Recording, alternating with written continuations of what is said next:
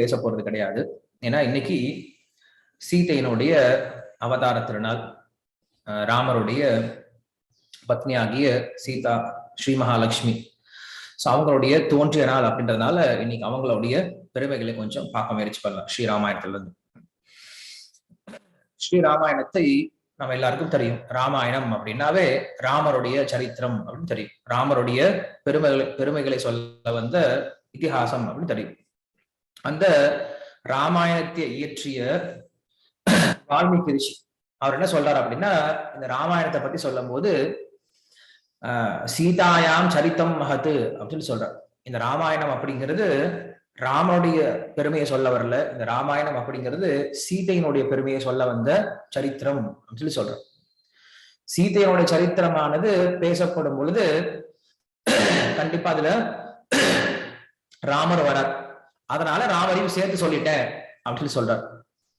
உண்மையில ராமாயணம் அப்படிங்கிறது சீதையினுடைய பெருமையை சொல்ல வந்ததா? அப்படி சீதையனுடைய பெருமையை சொல்ல வரும் பொழுது ராமரும் கண்டிப்பா சீதையனுடைய வாழ்க்கையில் இருக்கிறதுனால ராமரையும் நான் சேர்த்து சொல்ல வேண்டியதாயிடுச்சு. அதனால ராமாயணத்தினுடைய பெருமை சீதை தான் அப்படின்ற விஷயத்த முதலே நம்மளுக்கு வால்மீகி ரிஷி சொல்றார்.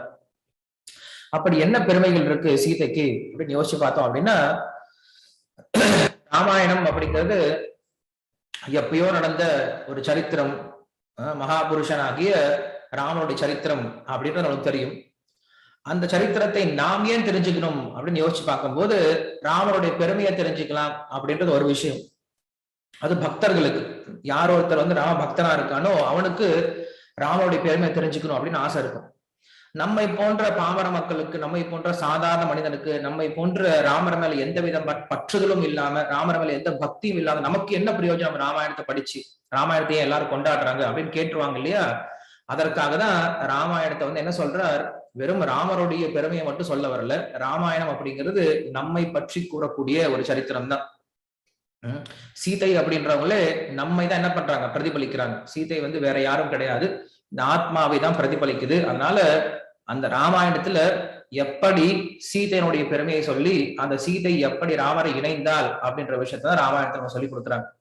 அது போல இந்த ஆத்மாவுடைய பெருமை, இந்த ஆத்மாவானது எப்படி பகவானை மறுபடியும் சென்றடையணும், பகவானுக்கு சேவை பண்ணும் அப்படின்ற விஷயத்தை நமக்கு ராமாயணம் போதிக்குது. அப்படின்ற ரீதியில பார்த்தோம் அப்படின்னா கண்டிப்பா ராமாயணம் நமக்கு பிரயோஜனமா இருக்கும். நாம் தொடர்பு படுத்தி பார்க்கக்கூடிய விஷயமா இருக்கும். அப்படி இந்த ராமாயணத்தை ஆரம்பிக்கும் பொழுது வால்மீகி ரிஷி இந்த ராமாயணத்தை சீதையினுடைய பெருமை சொல்ல வந்தது அப்படின்ற விஷயத்த ஆரம்பிக்கிறார். சீதா அப்படின்னா என்ன அப்படின்னு யோசிச்சு பார்த்தோம்னா, இந்த ஏர் கலப்பை இருக்கு இல்லையா, ஏர் கலப்பைக்கு இருக்கிறதா சீதா அப்படின்னு சொல்லுவாங்க சம்ஸ்கிருதத்துல. ஜனக மகாராஜா என்ன பண்றா, தன்னுடைய மிதிலா அப்படின்ற தேசத்துல யஜ்யம் பண்ணுவதற்காக என்ன பண்றா, ஒரு நிலத்தை அந்த ஏர் கலப்பையால உழுதுட்டு இருக்கான். உழும் பொழுது அதுல ஏதோ ஒரு விஷயம் தட்டுப்படுது. அந்த விஷயத்தை அவன் எடுத்து பார்க்கும் போது அங்க ஒரு சின்ன பெட்டியில அழகான இந்த பெண் சிசு கிடைக்கிறாங்க. அவங்க என்ன சொல்றோம், சீதா அப்படின்னு சொல்றோம். அந்த ஏற்கலப்பையிலிருந்து தோன்றியதுனால, ஏற்கலப்பையினுடைய முனியிலிருந்து தோன்றதுனால அவங்களுக்கு பேரு சீதான்னு பேர் வந்துச்சு. சீதை அப்படின்னா ஏற்கலப்பையினுடைய நுனி அப்படின்னு நம்ம ஞாபகம் வச்சுக்கணும். அதுக்கப்புறம் இன்னொரு பேரு, சீதைக்கு இன்னொரு பேரு மைத்திலி அப்படின்னு சொல்றது உண்டு. ஏன், ஏன்னா மிதிலை அப்படின்ற தேசத்துல தோன்றியதுனால அவங்களுக்கு பேரு மைத்திலி அப்படின்னு பேரும் உண்டு. இப்படி அந்த சீதையானவங்க ஜனக மகாராஜனுடைய வீட்டுல தோன்றி அங்க வளர்ந்துட்டு இருக்காங்க. வளர்ந்துட்டு இருக்கும் போது ஜனக மகாராஜனுக்கு ஒரு பெரிய கவலை. என்ன கவலை வந்துருச்சு அப்படின்னா, குழந்தை வளர ஆரம்பிச்சுட்டா, இந்த குழந்தைக்கு நல்ல திருமணம் செஞ்சு வைக்கணும், இந்த குழந்தைக்கு ஏற்றார் போல இந்த குழந்தையை நம்ம கைப்பிடிச்சு கொடுக்கக்கூடிய அளவுக்கு ஒரு நல்ல புருஷன் கிடைக்கணுமே இவளுக்கு அப்படின்னு சொல்லிட்டு ரொம்ப கவலைப்பட ஆரம்பிச்சார். எப்ப கவலைப்பட ஆரம்பிச்சார் அப்படின்னா, சீதைக்கு 7 வயசு இருக்கும்போது கவலைப்பட ஆரம்பிச்சார். ஏன்னா அந்த காலத்துல பெண்களுக்கு எல்லாம் ரொம்ப சீக்கிரமா, பெண்களா இருந்தாலும் சரி ஆண்களா இருந்தாலும் சரி, ரொம்ப சீக்கிரமா திருமணம் பண்ணி வச்சிருவாங்க. அது இயற்கையும் கூட. எப்ப ரொம்ப இளம் வயதிலேயே திருமணம் பண்ணிக்கிறாங்களோ அவங்களுக்கு பந்தம் அப்படிங்கிறது, அந்த கணவன் மனைவிக்கு 2 பேருக்குடைய பந்தம் இன்னும் ரொம்ப ஸ்ட்ராங் ஆயிடும். நான் ரொம்ப வயசான பின்னாடி நிறைய ஆண்களோட நிறைய பெண்களோட சேர்ந்து சுத்திட்டு அதுக்கப்புறம் 30-35 வயசுக்கு மேல கல்யாணம் பண்ணிக்கிட்டோம் அப்படின்னா, நாம் யாரை கல்யாணம் பண்ணிக்கிறோமோ அவங்க மேல நம்மளுக்கு ஒரு பந்தம் ஏற்பட போறது கிடையாது. ஏன்னா நம்ம ஏற்கனவே நம்முடைய மனசை நிறைய பேருக்கு என்ன பண்றோம், பகிர்ந்துக்கிட்டோம். அப்ப நம்முடைய மனசு ஒருத்தருக்கு அப்படின்றது போகாது. ஆனா அந்த காலத்துல என்ன பண்ணாங்க, அதெல்லாம் இளம் வயதுல என்ன பண்றாங்க, ஒருத்தரும் திருமணம் பண்ணி வச்சுட்டாங்க. திருமணம் அப்படின்னா 2 பேருக்கும் பேசி வச்சுட்டாங்க, நீ இவளதான் கல்யாணம் பண்ணிக்கணும் அப்படின்னு சொல்லிட்டு. அப்ப என்ன பண்ணுவாங்க, ஒருத்தரை பார்த்து பேசி பழகி சின்ன வயசுல இருந்து அந்த பந்தம் அப்படிங்கிறது அவங்களுக்குள்ள ரொம்ப அதிகமா இருக்கும். இன்னைக்கும் அதான் நடந்துட்டு இருக்கு. நம்ம திருமணத்தை வேணா தடை பண்ணலாம், ஆனா இன்னைக்கும் என்ன பண்றாங்க, சின்ன வயசுலயே அந்த ஆசை அப்படிங்கிறது இன்னைக்கும் தோன்றிட்டு தான் இருக்கு. அதை இன்னைக்கு சாஸ்திரபூர்வமா ரொம்ப நல்லபடியா கொண்டு போனாங்க. இன்னைக்கு அதை நம்ம என்ன பண்றோம், தடை செஞ்சுட்டு அதை தப்பான வகையில கொண்டு போயிட்டு இன்னைக்கு சமுதாயத்துல பிரச்சனை தான் கொண்டு வரும். எனிவே, சோ அப்ப அந்த ஜனக மகாராஜன் யோசிக்க ஆரம்பிக்கிறார், தன்னுடைய பெண்ணுக்கு எப்படிப்பட்ட வரன் தேடணும் அப்படின்னு சொல்லிட்டு நினைச்சிட்டு இருக்கும்போது நிறைய பேர் வந்து கேட்கிறாங்க, சீதையனுடைய கை பிடிக்கணும் அப்படின்னு சொல்லிட்டு நிறைய தேவர்கள் உள்பட ராட்சசர்கள் உள்பட எல்லாரும் கந்தர்வர்கள் அப்படின்னு சொல்லிட்டு எல்லாரும் கேட்கிறாங்க. அப்படி எல்லாரும் கேட்டா எல்லாரும் கொடுத்துட முடியாது இல்லையா? அதனால என்ன பண்றாரு, அந்த ஜனக மகாராஜன் சீதையை வந்து நம்ம நல்ல இடத்துக்கு கொடுக்கணும் அப்படின்னு சொல்லிட்டு ஒரு வீரிய சுல்கம் ஒண்ணு வச்சார், ஒரு போட்டி ஒண்ணு வச்சிருக்கார். என்ன போட்டி அப்படின்னா, அவர்கிட்ட சிவதனுசு அப்படின்ற ஒரு தனுசு இருக்கு, சிவனால உபயோகப்படுத்தப்பட்ட ஒரு தனுசு. அந்த சிவதனுசை வந்து சிவபெருமான் வந்து திரிபுரா அப்படின்ற ஒரு நகரத்தை அழிப்பதற்காக உபயோகப்படுத்தினார். அந்த சிவதனுசு வந்து ரொம்ப கனம் வாய்ந்ததும் கூட, ரொம்ப சக்தி வாய்ந்ததும், அதை யாரும் தொட்டு தூக்க கூட முடியாது. சோ அப்படிப்பட்ட தனுஷை என்ன பண்றாங்க அப்படின்னா, இவங்களுடைய பரம்பரையில அந்த தனுஷை வச்சு இவங்க வழிபட்டு இருக்காங்க. அந்த தனுஷை தூக்கணும் அப்படின்னாவே 500 பேர் தேவைப்படும், அவ்வளவு பெரிய தனுஷா இருக்கு, அவ்வளவு பெரிய வில்லா இருக்கு. அந்த வில்லை என்ன பண்ணுவாங்க அப்படின்னா, பொதுவா சண்டை போடும் போது என்ன பண்ணுவாங்க, நான் ஏற்றி இருப்பாங்க. சண்டை போடல அப்படின்னா நானை பிடிச்சு வச்சிருப்பாங்க. சோ இவர் என்ன பண்ணிருக்காரு, ஒரு போட்டி வச்சிருக்காரு. அந்த வில்லை யார் ஒருத்தர் நான் ஏற்றுறாங்களோ அவங்களுக்கு சீதையை நான் கல்யாணம் பண்ணி கொடுப்பேன் சொல்லி வச்சிருக்கார். நிறைய பேர் முயற்சி பண்ணி பாக்குறாங்க, முயற்சி செஞ்சு யாரும் செய்ய முடியல, அந்த வில்லை யாரும் நான் ஏற்ற முடியல. சோ அப்படி இருக்கும்போது ராமரையும் லக்ஷ்மணன் என்ன பண்றாங்க அப்படின்னா, விஸ்வாமித்திரர் ஒரு முறை மிதிலை கூட்டிட்டு போயிட்டு இருக்கார். சோ கூட்டிட்டு போகும்போது அந்த இடத்துல இந்த இந்த வில்ல பாக்குறதுதான் கூட்டிட்டு போறார். விஸ்வாமித்திரருக்கு தெரியும் இந்த ராமர் சீதையை தான் சேர்ந்து இருக்கணும், ஏன்னா சீதை இவங்க 2 பேரும், சீதை அப்படின்றவர் ஸ்ரீ மகாலட்சுமி, ராமர் அப்படின்றவர் ஸ்ரீமன் நாராயணன், இவங்க 2 பேரும் சேர்த்து வைக்கணும் அப்படின்றதான் அவருக்கு ஆசை. ஆனா என்ன பண்றாரு, ராமரையும் லக்ஷ்மணையும் ரொம்ப வேகமா கூட்டிட்டு போறார் மிதிலைக்கு. ராமரை எப்படியாவது சீதையோட சேர்த்து வச்சிடணும் அப்படின்னு சொல்லிட்டு போகக்கூடிய வழியில அந்த ஊர்ல 2 பேர் நடக்க ஆரம்பிக்கிறாங்க. ராமலட்சுமணன் 2 பேரும் மிதிலைக்குள் நடக்க ஆரம்பிக்கிறாங்க. நடந்தாங்க அப்படின்னா அவங்களுடைய நடை எப்படி இருக்கு அப்படின்னு சொல்லிட்டு நம்மளுக்கு கம்பன் வந்து தன்னுடைய கம்பராமாயணத்துல விளக்குறார். அவங்க 2 பேரும் நடக்கும்போது சிம்மம் எப்படி 2 நடக்குமோ அது போல சிம்மத்தை போல நடக்க ஆரம்பிக்கிறாங்களா. ஒவ்வொரு கத்தி இருக்கும், ஒவ்வொருத்தரும் நடக்கும்போது எந்த இடத்துல எப்படி நடக்கணும்னு தெரிஞ்சுக்கணும். ஒரு சில சமயம் சிம்மத்தை போல, ஒரு சில சமயம் காளையை போல, ஒரு சில சமயம் யானையை போல, ஒரு சில சமயம் பாம்பை போல நடப்பாங்களாம். இதெல்லாம் நம்ம ஸ்ரீரங்கத்துக்கு போனா பார்க்க முடியும். ஸ்ரீரங்கத்துல நம்பெருமாளை தூக்கிட்டு வரும்போது அங்க சிம்மகதி, கஜகதி, அஸ்வகதி, சர்ப்பகதி அப்படின்னு சொல்லிட்டு நிறைய கத்திகள்லாம் சொல்லப்படும். கத்தி அப்படின்னா அதை தூக்கிட்டு போக, பல்லக்க தூக்கிட்டு போற அழகுதான் சிம்மகத்தி. சிம்மமா நடந்து வர்றது, ரொம்ப வேகமா நடந்து போறது, காளையை போல உருமி நடந்து போறது, இப்படி பல்வேறு விதமான கத்தில என்ன பண்றாங்க, நடந்து வராங்க. அப்படி நடந்து வரும்போது சீதா அங்க வந்து மேல ஏதோ தோட்டத்துல வந்து பூ பறிச்சிட்டு இருக்கா. அவ பொதுவா யாரையும் எந்த ஆணையும் வந்து ஏறெடுத்து பாக்குறது கிடையாது. சோ அப்படி இருக்கும்போது ஒரு நாள் என்ன பண்றான், அந்த பூ பறிச்சிட்டு இருக்கும் போது திடீர்னு தன்னுடைய கண்ணை திருப்பி பாக்குறா. யாரு மேலேயும் படாத கண் என்ன பண்ணுது, அன்னைக்கு முதல் முறையா ராமருடைய சரீரத்து மேல படுது. வேற யாரையும் பார்க்க மாட்டா இல்லையா. சோ ராமர் நடந்து வந்துட்டு, ராம லட்சுமணன் 2 பேர் நடந்து வந்துட்டு இருக்காங்க. முதல் முறையா ராமரை தரிசனம் பண்ண அப்படின்னா யாரை எப்படி பார்த்தா அப்படின்னு சொல்லி கேட்கும்போது ராமருடைய கேசத்தை பார்க்க ஆரம்பிக்கிறாங்க. ராமருடைய அந்த அழகான சுருண்ட கருப்பான இருக்கக்கூடிய அந்த கேசத்தை பார்க்க ஆரம்பிக்கிறார். அதை பார்த்த உடனே சொக்கி போயிட்டா. வெறும் ராமருடைய கேசத்தை பார்த்து அவளுக்கு அவ்வளவு அழகா இருக்கா. சரி, கேசத்தை பார்த்துட்டு இருந்தா என்ன பண்றா அப்படின்னா, கொஞ்சம் வேற எங்கேயாவது பார்க்கலாமா அப்படின்னு சொல்லி யோசிச்சா கண்ணு நகர மாட்டேங்குதான். ராமருடைய கேசத்தை தவிர எங்கேயும் நகர மாட்டேங்குது. அந்த கேசமே அவ்வளவு அழகா இருக்கு. அதுக்கப்புறம் என்ன பண்றா, அதுல இருந்து கொஞ்சம் கீழே இறங்கி தோல் இருக்கு இல்லையா, ஏன்னா கேசம் தோல்ல தான் இருக்கு, தோலை பார்க்க ஆரம்பிக்கிறான். அந்த தோல் வலிமையை பார்த்த உடனே மயங்கி கீழே விழுந்துட்டா. கீழே விழுந்த உடனே பாதம் தான் தெரியுது. பாதத்தை பார்க்க ஆரம்பிக்கிறாள். பாதத்தை பார்த்த பின்னாடி சரணாகதி தான். அவளுக்கு சீதைக்கு முதல் முறையா ராமரை பார்த்துட்டு ரொம்ப பிடிச்சு போயிடுச்சு. ராமரும் சீதையை முதல் முறையா பாக்குறாரு. சீதையை பார்த்த முன்னாடி ராமருக்கும் பிடிச்சு போயிடுச்சு. வெளில சொல்ல மாட்டார். அவர் ரொம்ப கம்பீரமா இருக்கக்கூடியவர். உள்ளர ஆசை இருந்தாலும் வெளில சொல்ல மாட்டார். அவர் என்ன பண்றாரு, இந்த 2 பேரும் சேர்ந்து அங்க அரசவைக்கு போய் பாக்குறாங்க. நம்மளுக்கு அது தெரியும். ராமர் என்ன பண்றாரு, அங்க போயிட்டு அந்த வில்லை முறித்து சீதையை மனம் முடிக்கிறார்.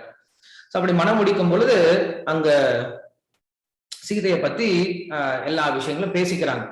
சீதையை பத்தி சொல்லும் பொழுது அங்க ஜனக மகாராஜன் சொல்றார், இந்த பெண்ணான சீதை என்னுடைய பெண்.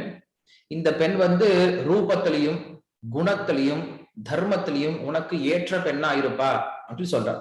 ஏன்னா ஒரு திருமணத்துக்கு முன்னாடி இந்த 3 விஷயத்த பார்க்கணும். என்ன பார்க்கணும், நம்ம அளவுக்கு சரியா அப்படின்னு சொல்லி பார்க்கணும் இல்லையா. நம்மளை விட அழகா ஒருத்தனை கல்யாணம் பண்ணிட்டு வந்துட்டோம்னா நம்மளுக்கு தான் பிரச்சனை இல்லையா. நம்மளை விட கம்மியாவும் பண்ணிட்டு வந்துட்டாலும் எப்பதான் திட்டிகிட்டே இருப்போம். வீட்டுக்கு போகும்போது திட்டிகிட்டே இருப்போம், என்னடா இதை போய் நம்ம வேற யாரையாவது பார்க்க ஆரம்பிச்சிடும். அதனால நம்முடைய ரூபத்துக்கு சரியானவங்களா இருக்கணும் முதல்ல. ரூபம் அப்படிங்கிற 2வது விஷயம். ஏன்னா ரூபம் என்னைக்கும் நிலையா இருக்க போறது கிடையாது. நமக்கு நோய் வந்தாலோ இல்ல அவங்களுக்கு நோய் வந்தாலோ ரூபம் கண்டிப்பா மாறப்போகுது. ஸோ ரூபத்தினால ஒரு ஈர்ப்பு வரப்போறது கிடையாது. பாக்குறதுக்கு அழகா இருக்கலாம், ஆனா மனசு சரியில்லை, மனசு ராட்சசர்கள் கூட இருந்தோம் அப்படின்னா அதனால ஒரு பிரயோஜனம் கிடையாது. அப்ப குணம் அப்படிங்கிற ரொம்ப முக்கியம். சோ குணம், நமக்கு ஏற்ற குணம் உடையவர்களா இருக்காங்க அப்படின்னு தெரிஞ்சுக்கணும். 3வது விஷயம் என்னன்னா நம்முடைய தர்மம், நம்முடைய குடும்ப பழக்க வழக்கம், நம்ம செய்யக்கூடிய தர்மம், நாம் செய்யக்கூடிய பக்தி, நாம் செய்யக்கூடிய தொழில், இதுக்கெல்லாம் ஏற்றவங்களா இருப்பாங்களா அப்படின்ற விஷயம் பார்க்கணும். இந்த 3 விஷயத்தையும் பார்க்கணும் திருமணத்துக்கு முன்னாடி. சோ அப்ப அங்க ஜனக மகாராஜன் சொல்றார், இந்த சீதையான என்னுடைய பெண் இந்த 3 விஷயத்திலையும் உனக்கு ஏற்ற பெண்ணாக இருப்பா சொல்லிட்டு கைப்பிடிச்சு கொடுக்குறாங்க. சீதையும் ராமன் 2 பேரும் என்ன பண்றாங்க, திருமணம் பண்ணிக்கிட்டு அயோத்தியாவுக்கு சேர்றாங்க. தன்னுடைய கிரகஸ்த வாழ்க்கையில வாழ்ந்துட்டு இருக்கார். 12-14 வருஷம் வாழ்ந்துட்டு இருக்கார். அதற்கு அப்புறம் தான் ராமருக்கு காட்டுக்கு போகணும் அப்படின்ற ஒரு நியமம், ஒரு கட்டாயம் ஏற்படுது. சோ ராமர் காட்டுக்கு போகணும் அப்படின்ற விஷயத்த கேள்விப்பட்ட உடனே அந்த அயோத்தியில இருக்க எல்லாரும் கஷ்டப்பட்டாங்க, எல்லாரும் துன்பத்துக்கு உள்ளாயிட்டாங்க, எல்லாரும் அழுகுறாங்க, எல்லாரும் புலம்புறாங்க, எல்லாரும் ஏங்குறாங்க. ஆனா அந்த அயோத்தியா காட்டுக்கு போகணும் அப்படின்னு சொல்லி சொன்ன உடனே துள்ளி குதிச்சு ரொம்ப சந்தோஷப்பட்ட ஒரே ஒரு ஆள் யாருன்னா சீதை தானே. சொல்றா, ரொம்ப சந்தோஷம், காட்டுக்கு தானே, நானும் வரேன் அப்படின்னு சொல்லி சொல்ற. ராமர் பாக்குறாரு, என்ன இது காட்டுக்கு போகணும்னு சொன்னா எல்லாரும் அழுதுட்டு இருக்காங்க, எல்லாரும் திட்டிட்டு இருக்காங்க, எல்லாரும் புலம்பிட்டு இருக்காங்க, இந்த பொண்ணு என்னமோ நானும் வரேன்னு சொல்லி துள்ளி குதிக்கிறாளு. காட்டுக்கு போறதுனா பக்கத்துல இருக்க பார்க்குக்கு போறவா நினைச்சுக்கிட்டாலோ என்னமோ தெரியலையே அப்படின்னு சொல்லும் போது அப்ப சீதை சொல்றா, இல்ல எனக்கு சின்ன வயசுல ஜோசியம் பார்க்கும்போது என்னுடைய ஜோசியக்காரர் சொல்லியிருக்கார், இந்த பெண் இந்த உலகத்திலே உத்தமமான ஒரு புருஷனை கைப்பிடிச்ச பின்னாடி இவங்க 2 பேரும் வனவாசம் போவாங்க அப்படின்னு சொல்லியிருக்கார். அது இன்னைக்கு உண்மையாக போகுது, நானும் உங்களோட கண்டிப்பா வருவேன் சொல்லி சொல்றேன். அப்ப ராமர் சொல்றாரு, இல்லம்மா, காடு அப்படிங்கிற ரொம்ப கஷ்டமான ஒரு விஷயமா இருக்கும். அங்க நிறைய மிருகங்கள்லாம் இருக்கும், அங்க நல்லா சாப்பிடக்கூடிய உணவு இருக்காது, காலை நடக்கக்கூடிய இடத்துல எல்லாத்திலும் நல்ல முள்ளும் கல்லுமா இருக்கும், மேல பயங்கரமான வெயிலா இருக்கும், தங்கறதுக்கு ஒரு நல்ல இடம் கிடைக்காது, உனக்கு எந்த வசதியுமே கிடைக்காது, என்ன பண்ண உங்க அப்பா வீட்டுல இரு, இல்ல இங்கேயே நல்லா பாத்துப்பாங்க அப்படின்னு சொல்றாங்க. சீதை ஒத்துக்கவே இல்லை. எனக்கு நீங்க எங்க இருக்கீங்களோ அந்த இடம் தான் எனக்கு அயோத்தியா. எனக்கு நல்ல உணவு தேவையில்லை, நல்ல உடை தேவையில்லை, நல்ல இருப்பிடம் தேவையில்லை, நல்ல சூழ்நிலை தேவையில்லை, எனக்கு நீங்க இருந்தா போதும் அப்படின்னு சொல்லிட்டு எவ்வளவு ராமர் பேசியும் வலுக்கட்டாயமா என்ன பண்றா அப்படின்னா முந்தி அடிச்சுட்டு ஓடி வர. ராமர் இதெல்லாம் நினைச்சு பாக்குறாரு. ராமர் பின்னாடி நினைச்சு பார்க்க போறார். சொல்றாரு அவர், எவ்வளவு கஷ்டம் இருந்தாலும் என்ன பண்ணா அப்படின்னா ரொம்ப சிரிச்ச முகத்தோட வந்தா என் கூட. சீதை இது வரைக்கும் தன்னுடைய கால் தன்னுடைய பாதம் தரையில கூட பட்டது கிடையாது. சோ அப்படிப்பட்ட சீதை என்ன பண்றா, இன்னைக்கு கல்லுலயும் முள்ளும் நடந்துட்டு இருக்காளே அப்படின்னு சொல்லிட்டு ராமர் வருத்தப்பட போறார். சோ அதே விஷயத்தான் அனசூய அப்படின்ற ஒரு ரிஷி பத்திரியும் சொல்ற. சோ அப்ப சீதை கிளம்ப ஆரம்பிச்சிட்டா. நான் காட்டுக்கு போறேன், ராமரோட சேர்ந்து காட்டுக்கு போறேன்னு சொல்லி கிளம்ப ஆரம்பிக்கிறார். அப்ப கௌசல்ய கூப்பிட்டு சொல்ற, சீதை நீ ராமரை கூட்டிட்டு போகும்போது ராமரை மனம் நோகாம அவர்கிட்ட நடந்துக்கும். என்ன மனம் நோகாம நடந்துக்கும் அப்படின்னா, நல்லா இருக்கும்போது நம்மள புகழ்ந்து பேசுவாங்க, கொஞ்சம் கஷ்டம் வந்த பின்னாடி உனக்கெல்லாம் எதுக்கு கல்யாணம், நீ எல்லாம் எதுக்கு கல்யாணம் பண்ணிட்டோ இல்ல தண்டத்துக்கு அப்படின்னு சொல்லிட்டு திட்ட ஆரம்பிச்சுவாங்க. சோ அப்படி ஒருபோதும் ராமருக்கு மனத்தை புண்படுத்தக்கூடிய வகையில் என்ன பண்ணிடாத, ராமரை பேசிடாத அப்படின்னு சொல்லிட்டு அங்க கௌசல்யா சொல்றாளாம். சொன்ன உடனே அப்ப சீதை சொல்றா, அம்மா எனக்கு நல்லா தெரியும், ஒரு பதிவிரத்தை, ஒரு பெண், ஒரு மனைவி எப்படி இருக்கணும் அப்படின்ற விஷயத்த உங்களை பார்த்தாவே தெரியுது. ஏன்னா ராமர் காட்டுக்கு போகணும்னு சொல்லி சொன்ன உடனே தசரதன் வேணான்னு சொல்லி குதிக்கிறான், அங்க இருக்கக்கூடிய சுமந்திரன் வேணாம்னு சொல்லி குதிக்கிறான், வசிஷ்டர் வேணாம்னு சொல்லி குதிக்கிறாரு, லக்ஷ்மணன் வேணாம்னு சொல்லி குதிக்கிறான், அங்க இருக்கக்கூடிய எல்லா ரிஷிகளும் வேணாம்னு சொல்லி குதிக்கிறாங்க, அமைச்சர்கள் வேணாம்னு சொல்லி சொல்றாங்க, அங்க இருக்கக்கூடிய மக்கள் வேணாம்னு சொல்றாங்க, எல்லாரும் எதிர்த்து கேள்வி கேட்கிறாங்க. ஏன் ராமர் காட்டுக்கு போகணும், ராமர் காட்டுக்கு போக கூடாது அப்படின்னு சொல்லி எல்லாரும் எதிர்த்து கேட்கிறாங்க. இப்படி எல்லாரும் ராமர் மேல உரிமையா பேசிட்டு இருக்கும் போது, ராமர் மேல இருக்கிற அதிக உரிமை யாருக்கு இருக்கு? கௌசல்யக்கு தான் இருக்கு. கௌசல்யா அம்மா இல்லையா? எல்லாரும் பேசும்போது கௌசல்யா ஒரு வார்த்தை கூட கேட்கவே இல்லையா? ஏன் நீங்க ராமரை காட்டுக்கு அனுப்புறீங்க, ராமர் என்னுடைய பையன் தானே, காட்டுக்கு அனுப்பக்கூடாது அப்படின்னு சொல்லிட்டு ஒரு வார்த்தை கூட என்ன பண்ணவே இல்லை, எதிர்த்து தன்னுடைய கணவனை எதிர்த்து பேசவே இல்லையா? ஏன்னா தன்னுடைய கணவன் தசரதனுக்கு தெரியும் எது நல்லது அப்படின்னு சொல்லிட்டு அவர் செய்யறார், செஞ்சுட்டு போட்டும், நான் எதிர்த்து எதுவும் பேச மாட்டேன் அப்படின்னு சொல்லிட்டு அமைதியா இருக்கிறாங்க. சரி, அமைதியா இருக்காங்களே, கோபத்தினால சரி அமைதியா விட்டுட்டு எங்கேயோ போய் தூரமா போய் படுத்துட்டாங்க கஷ்டத்துல அப்படிங்கிறது கிடையாது. கௌசல்யா என்ன பண்றான் அப்படின்னா, தசரதன் வந்து ராமரை பார்க்கும் போதெல்லாம் கஷ்டப்பட்டு கீழே விழுந்துறாரு. ஐயோ ராமர் வந்து காட்டுக்கு போக போறாரு நினைச்சு அப்பப்ப மயக்கம் போட்டு கீழே விழுந்துறாரு. சோ எப்பெல்லாம் மயக்கம் போட்டு கீழே விழுறாங்களோ யாரும் என்ன பண்றல, தசரதரை யாரும் கண்டுக்கவே இல்லை. அப்ப என்ன பண்றா கௌசல்யா தான் என்ன பண்றா அப்படின்னா, அப்பப்ப தசரதர் பார்த்துக்கிட்டு அவர் தண்ணி கொடுத்து அவரை வந்து சமாதானப்படுத்துறது கௌசல்யா தானே. இந்த விஷயத்த சீத்தை பாக்குற, இவ்வளவு கஷ்டத்துக்கு மத்தியில, இவ்வளவு பிரச்சனைக்கு மத்தியில தன்னுடைய சுகத்தை கொஞ்சம் கூட எதிர்பார்க்காம, தன்னுடைய கணவன் தனக்கு தீங்கே செஞ்சிருந்தாலும், தன்னுடைய கணவன் தன்னுடைய பையனை காட்டுக்கே அனுப்பினாலும், தன்னுடைய கணவனுக்கு எப்படி சேவை பண்ணும் அப்படின்ற விஷயத்த நினைச்சிட்டு இருக்கா இல்லையா? இந்த குணத்தை நான் பார்த்து தெரிஞ்சுக்கிறேமா, இப்படிதான் ஒரு மனைவி இருக்கும் அப்படின்ற விஷயத்த நான் நல்லா தெரிஞ்சுக்கிட்டேன் அப்படின்னு சொல்லிட்டு சீதா சொல்றேன். சீதா அப்ப ரொம்ப இளம் வயது தான், ஆனாலும் என்ன பண்றா அப்படின்னா, இப்படிப்பட்ட உயர்ந்த அந்த தர்மத்தை அவள் கடைபிடிக்கக்கூடியவளா இருந்தா. அதுக்கப்புறம் அவங்க காட்டுக்கு போக ஆரம்பிக்கிறாங்க. சோ காட்டுல போன பின்னாடி அங்கேயும் அனசூய வந்து சொல்ல ஆரம்பிக்கிறார், சீதை நாங்கெல்லாம் வந்து காட்டுல தங்கிட்டு இருக்கோம் அப்படின்னா பெரிய விஷயம் இல்லமா, நீ ராஜ குடும்பத்துல பிறந்து இப்படிப்பட்ட ஒரு கணவனை நீ தேர்ந்தெடுத்து இப்படி நீ கஷ்டப்படுற இல்லையா, இதுதான் ரொம்ப பெரிய விஷயம். இதே போல நீ என்னைக்கும் எப்பயுமே வந்து நல்ல ஒரு குணத்தோட உன்னுடைய கணவனுக்கு சேவை பண்ணிட்டு சொல்லிட்டு ஆசீர்வாதம் பண்ணி அனுப்புறாங்க. சீதை இப்படி ராமரோட சேர்ந்து ரொம்ப சந்தோஷமாவே தன்னுடைய வனவாசத்தை செஞ்சிட்டு இருக்க. அப்படி செஞ்சிட்டு இருக்கும் போது ஒரு விஷயம் அவளுக்கு இந்த சீதையினுடைய சரித்திரத்தில் நம்ம புரிஞ்சுக்க வேண்டிய விஷயம் என்ன அப்படின்னா, சீதை இத்தனை நாளா என்ன பண்ணிட்டு இருந்தா, என்னைக்குமே ராமர் தான் வேணும், ராமரை தவிர எதுவும் வேண்டாம் அப்படின்னு வாழ்ந்துட்டு இருந்தா. ஒரு ருச்சிகரமான சரித்திரம் இருக்கு, அதுக்கப்புறம் இன்னொரு விஷயத்துக்கு போலாம். சோ அப்படி ரெண்டு பேரும் என்ன பண்ணிட்டு இருந்தாங்க, ராமர் சீதை இவங்க ரெண்டு பேரும் வந்து வனவாசத்துல நிறைய விளையாட்டுலாம் விளையாடுவாங்களாம். வெளியில பார்க்கும்போது அமைதியா இருப்பா, யாருக்கும் எதுவும் தெரியாது, சின்ன பொட்டு மாதிரி இருப்பா. ஆனா ராமரோட தனியா இருக்கும் போது பயங்கரமா லூட்டி அடிப்பாங்களா, பயங்கரமா வந்து ஜோக் பண்ணிட்டு விளையாண்டுட்டு இருப்பாங்க. சோ அப்படி இருக்கும்போது ஒரு முறை ஒரு விளையாட்டு, ராமர் சீதை ரெண்டு பேரும் ஏதோ ஒரு விளையாட்டு விளையாண்டுட்டு இருக்காங்க. அதுல ராமர் தோத்து போயிட்டார் அப்படின்னா, யார் தோத்து போயிட்டாங்களோ அவங்கள கைத்தால கட்டிடணும், ஒரு மரத்துல கைத்தால கட்டிடணும் அப்படின்றதுதான் அதனுடைய போட்டி. சோ ராமர் தோத்து போனப்ப என்ன பண்றா அப்படின்னா, சீதை என்ன பண்றா, ராமரை கைத்தால கட்ட ஆரம்பிக்கிறா. எப்படிப்பட்ட கயிறா, வெறும் கயிறு கிடையாது, நிறைய பூவெல்லாம் பறிச்சு மெனக்கட்டு அந்த பூவை என்ன பண்ற, பெரிய மாலையா பெரிய சரமா தொடுத்து அந்த சரத்தினால கைத்தை வந்து சுத்தரலாம். சோ அப்படி பூ பறிக்க போற, அப்படி பூ பறிக்க போகும்போது ஒவ்வொரு கிளையா புடிச்சு பூ பறிச்சிட்டு இருக்க. அப்ப ஒரு கிளையில இருந்து பூவை பறிக்கும் போது இதை வந்து இந்த சீதை வந்து இந்த விஷயத்த ஹனுமானுக்கு சொல்லிட்டு இருக்க, அசோகவனத்துல சுந்தரகாண்டத்துல சொல்லிட்டு இருக்கும் போது அவன் சொல்ற, ஹனுமான் நான் அப்ப வந்து ஒவ்வொரு பூவா பறிச்சிட்டு இருக்கும் போது அந்த இடத்துல உன்னை போல அப்படின்னு சொல்லி நிறுத்தினான். உன்னை போலன்னு சொன்னா என்ன இருக்கு, அங்க ஒரு குரங்கு இருந்துச்சான். சோ சீதை பூவை பறிச்சுட்டே இருக்கா, அங்க ஒரு குரங்கு உர் அப்படின்னு சொல்லிச்சான். சொன்ன உடனே சீதை அங்க வந்து பயந்து ஓடி வந்து ராமனுடைய திருமார்பை வந்து கட்டிக்கிட்டாலாம். கட்டின பின்னாடி ராமனுடைய இதயத்துல வந்து அந்த சீதையினுடைய பொட்டு வந்து அங்க ஒரு சந்தனம் போல வந்து அப்பிடிச்சான். அப்புறம் பாக்குறாளாம், சீதை பாக்குறா, எது என்னது இங்க சிகப்பா இருக்கே அப்படின்னு சொல்லி சொல்லும் போது, ஏதாவது ரத்தம் வந்துருச்சான்னு சொல்லி கேட்கும் போது அப்ப ராமர் சொல்றாரா, இல்ல நீ எனக்கு போருக்கிட்ட வீர திலகம் அப்படின்னு சொல்லிட்டு ராமர் சொல்லுவாராம். அப்ப சீதா அப்ப கேட்பா, அப்ப ஹனுமான் கிட்ட கேட்பா, நான் அப்பயே வீர திலகம் விட்டுட்டேனே ராமருக்கு, இன்னும் ஏன் போர் புரியாம இருக்கார், இன்னும் ஏன் ராவண கொல்லாம இருக்கார் அப்படின்னு சொல்லி கேட்பான். அப்படி அந்த போட்டி நடந்துட்டு இருக்கும்போது என்ன பண்றா, பெரிய மாலை கட்டிட்டா. மாலை கட்டின பின்னாடி என்ன பண்றா, ராமரை சுத்துன்னு சுத்த ஆரம்பிக்கிறான். அந்த மாலையை வச்சு சரத்தை வச்சு சுத்திட்டு கொஞ்ச நேரத்துல போயிட்டா. அப்புறம் மறுபடியும் சமையல்லாம் முடிச்சுட்டு வந்து பார்த்தா ராமர் அப்படியே இருக்கார். அப்ப கேக்குறா, இது என்னது, இந்த மாலையை நீங்க அறுத்துட்டு வர மாட்டீங்களா, அப்படியே நின்றுட்டே இருக்கீங்க கேக்குறா.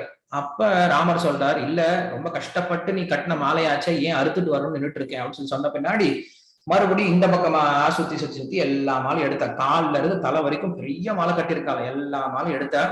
அதுக்கப்புறம் என்ன பண்றாரு, அந்த மாலையெல்லாம் எடுத்து ராமர் சீதையினுடைய தலைய, அவருடைய கூந்தல் ரொம்ப பெரிய கூந்தலம், அந்த கூந்தல் முழுக்க சுத்தி விட்டு சீதைக்கு அழக பார்த்தாலும். அப்படி இருக்கும்போது அந்த ராமரும் சீத்தை 2 பேரும் அந்த வன சஞ்சாரம் பண்ணிட்டு இருக்காங்க. ஒரு இடத்துல வந்த பின்னாடி ராமர் ரொம்ப களைப்பாயிட்டார், சீத்தையினுடைய மடியில படுத்து தூங்கிட்டு இருக்கார். சீத்தை என்ன பண்ணிட்டு ராமனுடைய முகத்தையே பார்த்துட்டு இருக்கார். அப்படி இருக்கும்போது காகாசுரன் அப்படின்னு ஒரு அசுரன், இந்திரனுடைய மகன், அவன் என்ன பண்றான், இந்த சீதையை பார்க்கறான். சீதையை பார்த்த பின்னாடி சீத்தை கிட்ட சுத்தி வந்து பயங்கரமான சேட்டை பண்றான். சரி, சாதாரண காக்கா அதன்னு சொல்லிட்டு என்ன பண்றான், அவன் ஷூ ஷூ அப்படின்னு துரத்த முயற்சி பண்றான். காக்கா போற மாதிரி தெரியல, வந்து வந்து மறுபடியும் சீதையை வந்து தொட ஆரம்பிக்கிறான், சீதையை குத்த ஆரம்பிக்கிறான். உடம்பெல்லாம் சீதையை குத்துன பின்னாடி சீதையினுடைய உடம்புல இருந்து ரத்தம் வர ஆரம்பிச்சுது. அந்த ரத்தம் வந்த உடனே என்ன ஆகுது அப்படின்னா, அந்த ரத்த துளி வந்து ராமனுடைய முகத்துல விழுந்தது. ஏதோ சூடா விழுது அப்படின்னு சொல்லிட்டு ராமர் எந்திரிச்சு பாக்குறாரு. எந்திரிச்சு பார்த்தோன்னே சீதையினுடைய உடல்ல ரத்தம் தெரியுது. சீத்தை மேல ரத்தம் தெரியுது அப்படின்னு தெரிஞ்ச உடனே என்ன பண்றாரு, ராமர் திரும்பி பாக்குறாரு, யாரு அப்படின்னு சொல்லி பார்த்தா இந்த காக்கா. பயங்கர கோவம் வந்துடுச்சு. சின்ன பக்கத்துல இருந்து ஒரு புல் எடுக்கிறார், பிரம்மாஸ்திர மந்திரத்தை சொல்றார், காக்கா மேல விட்டார். சோ பிரம்மாஸ்திர மந்திரம் அப்படிங்கிறது அந்த காலத்துல ரொம்ப உயர்ந்த சக்தி வாய்ந்த மந்திரம். இன்னைக்கு நம்ம அட்டாமிக் பாம் சொல்லி சொல்றோம், அது போல நியூக்ளியர் வெப்பன் மாதிரி அந்த அட்டாமிக் பாம் அப்படிங்கிறது. அந்த விஷயத்தை என்ன பண்றாரு, அந்த காக்கா மேல ஒரு காக்காவுக்கு நியூக்ளியர் வெப்பன் எதுக்கு, ஏன்னா சீத்தை மேல இருக்கக்கூடிய அவ்வளவு பிரியம். அந்த நியூக்ளியர் வெப்பன் என்ன ஆகுது, அந்த பிரம்மாஸ்திரம் வந்து அந்த காக்காவை துரத்திட்டு போகுது. அந்த காக்கா சுத்தி சுத்தி போறான், எங்கெங்கயோ போய் உதவி கேட்டு பாக்குறான், யாரும் உதவி பண்ணலன்னு சொல்லிட்டாங்க, இந்திரனே உதவி பண்ணலன்னு சொல்லிட்டான். மறுபடியும் அந்த காக்கா இது மேல எதுவும் பண்ண முடியாதுன்னு சொல்லிட்டு களைச்சு போய் கீழே தோப்புன்னு விழுவுது. அந்த சீதாராமர் மறுபடியும் விழுது. விழுந்த உடனே அந்த சீதை என்ன பண்றா, ரொம்ப கருணையோட அந்த காக்காவை பார்த்து அந்த காக்காவை இழுத்துட்டு வந்து ராமனுடைய பாதத்துல போட்டு மன்னிச்சு விட்டுருங்களேன் அப்படின்னு சொல்றான். அதுக்கப்புறம் தான் ராமன் என்ன பண்றாரு, அந்த காக்கைய மன்னிச்சு விடுறாரு. சோ அப்படி தனக்கு தீமையே செஞ்சாலும் அந்த தீமை செய்யக்கூடிய அந்த காக்காவுக்கு, அந்த அசுரனுக்கு என்ன பண்றான் அப்படின்னா, சீத்தை வந்து கருணை காட்டக்கூடியவளா இருக்கா. இதே விஷயத்தான் நம்மளுக்கு கம்பனும் சொல்றான். சீதையை வந்து ராமன் தூக்கிட்டு போயிட்டா அப்படின்னு நம்ம எல்லாரும் சொல்லிட்டு இருக்கோம். பட் உண்மையில என்ன ஆச்சு அப்படின்னா, சீதை தான் என்ன பண்ணாலாம், ராமன் வீட்டுல போய் உட்காந்துட்டு இருக்கலாம். ஏன்னா சீதை யாரும் தூக்கிட்டுலாம் போக முடியாது. அப்படிலாம் சீதை வந்து லக்ஷ்மி இல்லையா, லக்ஷ்மி யாரும் தொடவே முடியாது. எப்படி நாராயணனை யாரும் தொட முடியாதோ அதே போல லக்ஷ்மியும் சக்தி வாய்ந்தவள். அவருடைய விருப்பம் இல்லாம யாரும் அவர் பக்கத்துல கூட வர முடியாது. அப்ப என்ன அர்த்தம் அப்படின்னா, பொதுவா வந்து பையன் தப்பு பண்ணியிருப்பான், ஏதாவது ரேங்க் சரியா வாங்கியிருக்க மாட்டான், இல்ல ஏதாவது சேட்டை பண்ணியிருப்பான். சேட்டை பண்ணியிருந்தா அப்படின்னா என்ன பண்ணுவாங்க, அம்மா போயிட்டு அந்த பையன் கிட்ட முன்னாடியே சொல்லி வச்சிருவாங்க, டே அப்பா வர போறாரு, உன்னை சமத்தி அடிக்க போறாரு, ஒழுங்கா இருக்கணும்டா, அப்பா வந்தா இப்படி நடந்துக்கணும்டா, அவர்கிட்ட இப்படி பேசணும்டா. என்ன பண்ணுவாரு அப்படின்னா போய் சொல்லி வச்சிருவாங்க. அம்மா முதலே போய் அட்வைஸ் எல்லாம் பண்ண ஆரம்பிச்சிருவாங்க. அந்த அட்வைஸை கேட்டனா அப்படின்னா அந்த பையன் நல்ல பையனா திருந்தி அப்பா கிட்ட மாட்டாம அடி வாங்காம தவிச்சிருவான். அட்வைஸை கேட்கல அப்படின்னா அடி வாங்க போறான். சோ அப்படி இந்த ராவணன் அப்படின்ற அவனும் என்னதான் சீதையினுடைய மகாலட்சுமியுடைய பையன் தான். நம்ம எல்லாரும் அந்த சீதையினுடைய பசங்க தான். நமக்கு பகவான் நாராயணன் தான் தந்தை அப்படின்னா சீதை தான் நம்முடைய தாய் இல்லையா. சோ உண்மையால மதர்ஸ் டே இன்னைக்குதான் நம்ம கொண்டாடி இருக்கணும் இல்லையா. நம்ம எதுவுமே தெரியாம நேற்று முந்தானத்துல ஏதாவது மதர்ஸ் டே கொண்டாடிட்டு இருக்காங்க. எது மதர், உண்மையான மதர் யாரு, உண்மையான அம்மா யாருன்னா ஜகத்துக்கே உண்மையான தாய் அப்படின்றவங்க அப்படின்றது சீதை தான், லக்ஷ்மி தான். சோ அந்த அம்மா என்ன பண்றாங்க, இந்த ராவணன் அப்படின்ற இந்த பையன் தன்னுடைய பையன் தான், அவன் இல்லாத சேட்டெல்லாம் பண்ணிட்டு இருக்கான். இப்ப அவனை அடிக்கிறதுக்கு தான் என்ன பண்றான், ராமன் வந்துட்டு இருக்காரு.